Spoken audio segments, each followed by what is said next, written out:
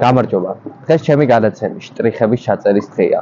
დღეს ჩემი სტუმარია ქეთა ტრაპაიძე. მოდი ასე დავიწყოთ. ვინ არის ქეთა, როცა ის მარტო რჩება საკუთარ თავთან? ქეთა, როდესაც საკუთარ თავთან მარტო რჩება, არის გოგონა ცოტა სევდიანი. რატო სევდიანი? და რაღაცა უფრო მეტად ღრმა ფიქრებში ვარ. არ ვიცი, ზოგადად შეიძლება, იმიტომ რომ ჩემს ცხოვრებაში იყო რაღაცა ისეთი მომენტები, რომელიც ბავშვობაში ცოტა ტკივილად გადავიტანე და შესაბამისად ეს მომყვება დღემდე. რა ფერია შენთვის სევდა? ნაცრისფერი. რატომ? იმიტომ რომ არ მინდა შავი იყოს. შავი უფრო ესეთი ფერია. რაღაცა არასიკეთის. და მე უბრალოდ ნაცრისფერად ვხედავ ჩემს სევდიან თავს. რაზე ოცნებობდა პატარა ქეთა? მე ვოცნებობდი, რაზეც ვოცნებობდი სხვათა შორის. და მაინტერესებს აიხდიდა ეს ოცნება? კი. მე პატარა ქეთა 11 წლის ასაკში ვიძახდი, რომ ჩემ ლექსების კრებულს გამოვცემდი, დავწერდი რომანს, ასევე პროზას და სხვათა შორის ყოველთვის ვიძახდი ის, რომ მექნებოდა მწერალთა სახლში ჩემი ლექსების კრებული საღამო. და კიდევ ის, რომ ვიქნებოდი წარმატებული ქალი, ბევრი შვილის დედა და ეს ყველაფერი ამიხდა. კი, ანუ რაზეც ვოცნებობდი და რაზეც ვსაუბრობდი ბავშვობაში. ჩემ მეგობარს გაუცინია, ანუ გაუღიმია, იმიტომ რომ აი რაღაცა თითქოს რაღაცა არარეალური ოცნება იყო ალბათ იმისთვის, მაგრამ ეს ჩემთვის ოცნება იყო, რომელზედაც მიზანი დავსახე და ეს ოცნებები აიხდიდა. მაინტერესებს, ქეთა არსებობს ერთი წამი, სუნი, ან რაიმე მომენტი, რაც ბავშვობაში გაბრუნებს, ან გახსენებს ბავშვობას. როგორი იყო შენი ბავშვობა? ამასთან ერთად. კი, არის მომენტი ის, რომ სადღაც პატარა ვიყავი 5 წლამდე ბათუმში ცხოვრობდით და ძალიან მიყვარს ჩემი ბათუმი მართლაც, აი რაღაც მომენტები მაქვს იქ ბებოს სახლი, სადაც ცხოვრობდით და იქ დღემდე არის ჩემი ბავშვობის ნაჩნიკი, რაღაცა ესეთი იხვი, რაღაცა დონალდის რო იყო, თუ იცით, მულტფილმი რო იყო, მაშინ რაღაცა ესეთი პატარა ნაჩნიკი, რომელიც ბებო მომიტანა და დიდი ხანია არ ყოფილვარ იქ იმ ბინაში, სადაც გავიზარდე 5 წელი, სადაც ცხოვრობდი, მაგრამ რატომღაც გული მიგზნობს, რომ დღემდე არის ეს ნაჩნიკი იქ. ბებო საკმაოდ დიდი სითბოთი ახსენე. გაიხსენე ბებო? კი, ეს ვახსენე, ეს არის ქეთო ბებო, ბაბუა ჩემის და, დედა ჩემის მამიდა. ვისთან ერთადაც ვიზრდებოდი 5 წელი და შემდეგ გურიაში ჩამოვედით და სკოლა გურიაში დავამთავრე. როცა შენი წიგნი ნახე, ჯინა, გამიკვირდა, რატომ დაარქვი ჯინა? ეს ფსევდონიმია შენი, ნიღაბია, სარკია თუ განაგრძო? ეს არის ფსევდონიმი, რომელიც ჩემმა უსაყვარლესმა მეგობრებმა ზღვარმა დამარქვეს, იმიტომ რომ ერთ-ერთ მსახიობს გავხარო ჯინას, ლოლო ბრიჯიტა. და რატომღაც დამარქვეს, რომ ჯინა და ეს ფსევდონიმი წამოვიდა აქედან. ქეთა, ხშირად ვიღებით, მაგრამ შინაგანად არა. შენ თუ ქონია მსგავსი შემთხვევა, მაინტერესებს და იმ მომენტში, როცა საკმაოდ გიჭირს კი არა, აი ცხოვრებაში ისეთი ამბავი გემართება, რომ აი პირობითად ბევრი ადამიანი ვერ გადაიტანს, ვერ გადახარშავს მარტივად, იმ მომენტში რატომ ვიხილე? ჩემ ცხოვრებაში იყო ერთ-ერთი ძალიან მძიმე მომენტი ის, რომ ჩემი გოგო, რომელიც 11 წლის მყავს, მეუღლე, დედა, ძმა და ჩემი პატარა გოგო ეხლა მაშინ იყო წლინახევრის ავარიაში მოხვდნენ და ჩემი გოგონა იყო ძალიან საკმაოდ მძიმედ და ჩემთვის ეს იყო ძალიან დიდი ასე რომ ვთქვათ, არ ვიცი რა გითხრათ, ტყივილი, მაგრამ ძალიან მაგრად გაუმკლავდი ჩემს სკილს დღეს ჩემი ანგელოზი 11 წლის არის და უფალს მადლობა ამისთვის რომ ეს იყო ღვთისაჩუქარი მართლაც და არ მეღიმებოდა იმ დროს მაგრამ მაინც ვიღიმოდი საოცარი ურთიერთობა გაქვთ და ეს შორიდანაც აღიქმება ჩვენ მეგობრები ვართ და ისეც ვამჩნევ და ზოგადად ვინც არაა შენი მეგობარი ამას ისედაც ნახავს თუნდაც Facebook-ით, Instagram-ით და ვინც გადავლობს რა თავს. იცი რა მაინტერესებს? დაგიკარგავს საკუთარი თავი? კი. და როგორი ხარ? ასე თქოს. არანორმალური. ცოტა ხშირად გაქვს ეგეთი შემთხვევები თუ არა? არა. ხოლოდ ერთხელ მქონდა და საკუთარი თავის მე თვითონ შემეშინდა მინდა გითხრა. ჩვენი ინტერვიუ მოიცავს ცოტა ღრმა საუბრებს რა და ცოტა სიღრმეში წავიდეთ. მოდი. ანუ სიცრუის დეტექტორია ინტერვიუ. აი რა მითხარი. კი ბატონო. არის თუ არა შენში ისეთი გაცდა რომ ფიქრობ რომ იმ მომენტში ერთ მომენტში ვიღაც ვერ გადაარჩინე. ან თუნდაც საკუთარი თავი. ან სხვა ადამიანი. აბა ხა. კი. ეგ განცდა მქონდა. როდის? ხო ცოტა რაღაცა მძიმე თემაა ჩვენთვის. ეს განცდა მქონდა მაშინ, როდესაც ბებო გამიხდა ცუდად. მაქსიმალურად ვეცადე რომ გადამერჩინა, მაგრამ ვერ შევძელი სამწუხაროდ. ძიმე განცდა. და ძალიან არ ვიცი რაღაცა ვფიქრობ იმაზე რომ წინა დღეებში ვეხვეწებ ბებო მეთქი მოდი ეთუნთან წავიდე ცუდად ხო არა ხარ არა რაღაც თვითონ შევამჩნიე ბებო ხომ არ მიმალავ აუ არა ბებო კარგად ვარ და აი ჩემ თავს რაღაც ვადანაშაულებ ნეტა მეთქი აი არ დამეჯერებია მისთვის მომეკიდა ხელი და წამოყვანა ეთუნთან შეიძლება გადარჩენილიყო ხო არ ვიცი ალბათ ყველაფერი უფრისნებაა და სიკვდილს კიდევ წინ ვერ აღუდგებით ვერასოდეს. მე ვხედავდი იმისა რომ მე და შენ კარგი მეგობრები ვართ ეს ისტორია არ ვიცოდი და მეც თითქმის იდენტური ისტორია მაგრამ ესთან დაკავშირებით და ეს თემა დღემდე მძიმეა ჩემთვისაც და კარგად მესმის შენი. შენს წიგნში 93 გვერდზე არის ასეთი პროზა უცნაური პაეტი.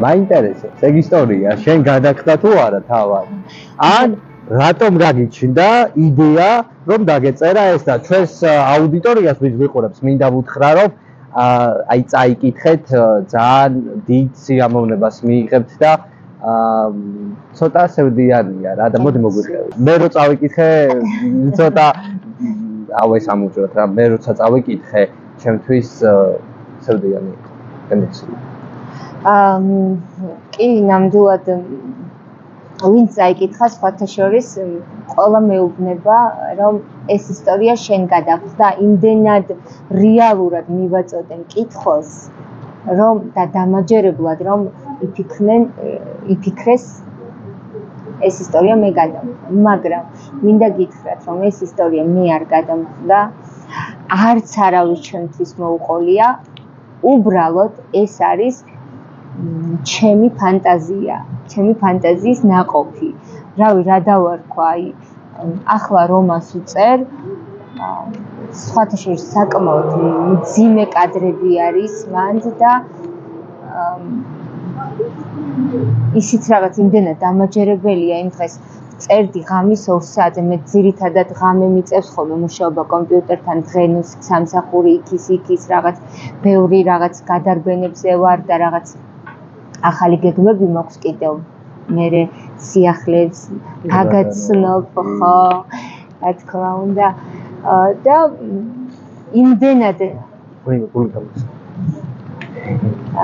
იმდენად რაღაც დამაჯერებლად წერ ამ ყველაფერს რომ მე თვითონ შევდივარ რაღაც როლებში და ღამის 2 საათზე ვტიროდი და დედჩემ შემოვიდა დედა რა გჭირს მშვიდობა გაქვს და კი მეთქი დედა წერ აი წარმოიდგინე, აი იმდენად კომპიუტერთან ბიჯეთი, თან წერდი და თან ტიროდი. ქეთა, დაგიკარგავს მეგობარი, იმიტომ რომ მეგობრობა ჩემთვის საკმაოდ წმინდა გრძნობაა რა და როცა ადამიანს ჩემს მეგობარს ვეძახი, მისგან უკვე რაღაცა დარტყმები ან თუნდაც დარტყმა არ იყოს და მეგობრობა ხო ისეთი გრძნობაა, რომ არ უნდა გჭირდებოდეს თქმა, რომ ან აქ მოდი მიჭირს ამას, მაგრამ მე ეგრე მესმის მეგობრობა, რომ სადაც შემეგობას უჭირს და გავიგებ, იქვე იმ წუთას უნდა მივიდე რა. და აი შენთან მაინტერესებს დაგიკარგავს მეგობარი? მე გეტყვი მაშინ ამას, რომ მეგობარი დამიკარგავს. თან დამიკარგავს მეგობარი, რავი, ალბათ 15 წელი რომ ვიყავით ერთად. მაგრამ მიზეზი იყო ძალიან დიდი. მე ზოგადად მეც ეგეთი ტიპი ვარ მეგობრული. ღამის 3 საათზე ჩემი მეგობრის გამო ავდექი რომ დამირეკა და მითხრა მჭირდები, გავიღვიძე და მასთან წავედი. ქეთა, მაინტერესებს რა ვერაპატიე შენ საკუთარ თავს?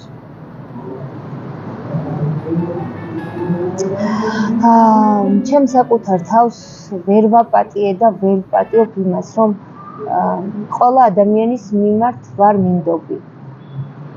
და ძალიან ბევრჯერ ამ ჩემმა საქციელმა გურვალალი ვარ, რა ვიცი რა ვთქვა, რავი. და რა სპარაერი ვარ იგრეთი. და ვერ ვპატიობ დღემდე, აი რატომ მივიღე და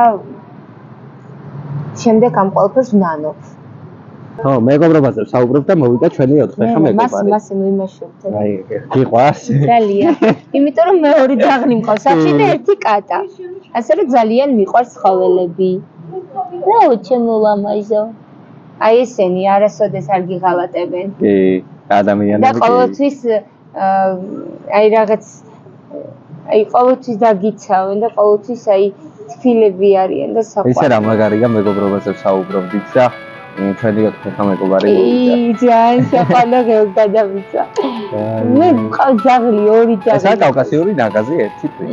მე პატარა ჯიში ძაღლები მყავს 2 სახლში, მაგრამ ვაიმე არ ვიცი, ჩემი გასვლა და შემოსვლა სახლში მეზობლებმა იციან უკვე რა დროს დავდივარ საქმედ, რა დროს შემოვდივარ. როცა რაღაც თავდება ცხოვრებაში.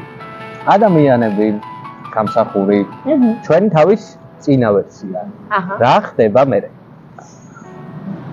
იწყება ახალი ვერსიის შექმნა და იწყება ახალი სიახლეები. როდესაც რაღაცა თავდება ადამიანის ცხოვრებაში, მაშინ იწყება ახალი. მე ვარ ოპტიმისტი ადამიანი. სხვათა შორის მებრძოლის სულის და ეს მითიური ფრინველი, ფენიქსი. ხო. არის ჩემი ფავორიტი ფრინველი. და სხვათა შორის ფენიქსის სტატუ მაქვს. იმიტომ რომ მე მუდმივად მახვადარებ ჩემ თავს, იმიტომ რომ ვიწვევი და მეორე დღეს ვდგები. კი ბატონო. აი დავიფერფლები და ჩემივე ფერფლიდან ბევრჯერ აღსდგები. რა ვიცი, აი არასოდეს არ ვამბობ არას. იმიტომ რომ ყოველთვის ყველაფერი არის შესაძლებელი. და უბრალოდ რა არის იცი, აი როდესაც იწყებ კარიერას, შექმნას, როდესაც რაღაცას დაიწყებ, ბევრჯერ დაგიდეს კარიერის შექმნის პროცესში მეგობრებმა ფეხი? სხვათა შორის არა. არა. რაღაცები იჭორავენ, არ არის პრობლემა, მიყვარხართ. აი ეს არის ადამიანებო, ერთმანეთს უნდა გაუგზავნოთ პოზიტივი. როცა ჩვენ ვიგზავნია ნეგატივი, ჩვენ მუდმივად უნდა გაუგზავნოთ პოზიტივი, რომ ისევ ჩვენ ვიყოთ აი ესე ბედნიერად და კარგად. და ქეთა ერთი კითხვა გაქვს რაიმე ისეთი შიში ფობია, როგორც რა? კი. კლაუსტროფია.